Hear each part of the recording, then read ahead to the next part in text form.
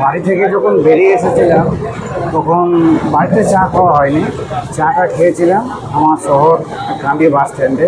তো কান্দি বাস স্ট্যান্ডে চা খাওয়ার পরে তারপর চলে এলাম সালার। তো সালার থেকে ট্রেনে উঠলাম, ট্রেনে তো কোনো চা দেখতে পাইনি, কোনো চায়ের হকারও পাইনি। তো যা হোক কাটোয়াতে ট্রেনে ওঠার পরে একটা চা পেলাম, লাল চা আমার হাতে আছে, দেখতে পাচ্ছেন, একবার দেখায়। এই হচ্ছে লাল চা।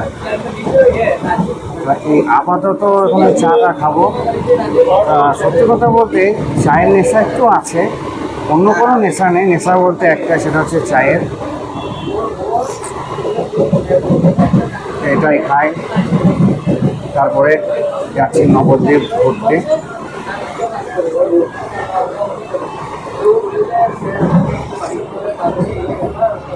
চা হচ্ছে মানুষের কাছে এমন একটা জিনিস, মানুষের তৃপ্তি মেটায়। তো যাই হোক, আমি চা খেতে একটু ভালোবাসি, বিশেষ করে লাল চাটা একটু বেশি খাই, দুধ চা সেরকম আমি খাই না। এটাকে ছোটো ভিডিও আপনাদের সঙ্গে শেয়ার করলাম।